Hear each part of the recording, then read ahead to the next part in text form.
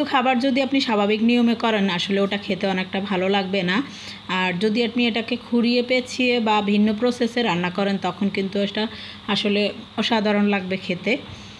আসসালামু আলাইকুম, সবাই কেমন আছেন? আশা করি আল্লাহর রহমতে সবাই ভালো আছেন। তো সকালবেলা এই তো নাস্তা, এখানে আমি পরোটা ভেজে নিতেছি আর তার সাথে কিন্তু দুধ চা করবো। তো আমার পরোটা ভাজা হয়ে গেছে আর এখানে চাটা জাল হয়েছে আর এখানে দুধ চিনি মেশাবো, তো ওটাও হয়ে গেছে। এবার আমি কি মানে গরু আসলে কোরবানিতে অনেকগুলি গরুর পুষ পাওয়া যায়, তো প্রত্যেক বছর আমি আসলে এটা ঈদের 2-1 দিন পরে খেয়ে ফেলি, কিন্তু এবছর কেন জানি না খাওয়া হয় নাই।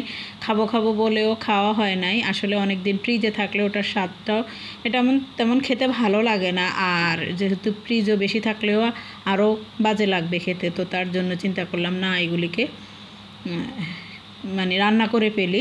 আর আমি এগুলিতে কিছু চর্বি দিছি আর তার সাথে একটু কয়েক পিস মাংস দিলাম। আর এগুলিকে তো একটু সিদ্ধ করে নিছি, সিদ্ধ করে নেওয়াতে এগুলি কাটতে সুবিধা হয়, কারণ গরুর ফুসফুসটা একটু তুলতুলে নরম থাকে, ওটা কাটতে গেলে ভালো লাগে না।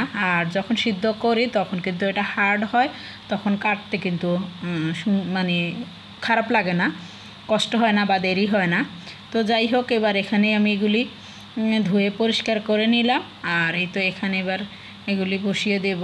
আসলে আমি এগুলিকে আসলে একটু মাংস দিই, চর্বি দিলাম, কারণ ফুসফুসের মধ্যে কোনো একদমই আসলে চর্বি থাকে না, ওটা একটু মানে কীরকম আলগা আলগা থাকে। তো একটু চর্বি দিলে তেল বের হলে আর কি এটা একটু মানে একটু রসালো হয়। আর একটু মাংস দিলাম, খালি ফুসফুস কিন্তু খেতে ভালো লাগে না। আর ওটাকে অনেকে আসলে বড় বড় পিস করে কেটে রান্না করে, আসলে ফুসফুসটা অনেকে খেতে চায় না আর ভালোও লাগে না অনেকের কাছে। তবে আমি যে প্রসেসে রান্না করি এই ফুসফুসটা আসলে অনেকটা ভালো লাগে। আপনি রুটির সাথেও খেতে পারেন বা ভাতের সাথেও খেতে পারেন, আশা করি অতটা খারাপ লাগবে না। তো একটু মাংস তারপরে একটু চর্বি মিলিয়ে ফুসফুসটাকে কেটে কুটে তারপরে আমি কিন্তু একদম ছোট ছোট করে কিন্তু এগুলিকে কেটে নিই। তারপর কিন্তু এটাকে একটু ভাজা করে নিই, এটাতে কিন্তু ঝোল রাখবো না, একটু ভাজা করে নেব। সাথে আপনি মসুরের ডাল খেতে পারেন, বা কিন্তু আমাদের বাসায় রান্না করলে খাওয়া যাবে না, ডালটা রয়ে যাবে, তো তার জন্য আর রান্না করলাম না।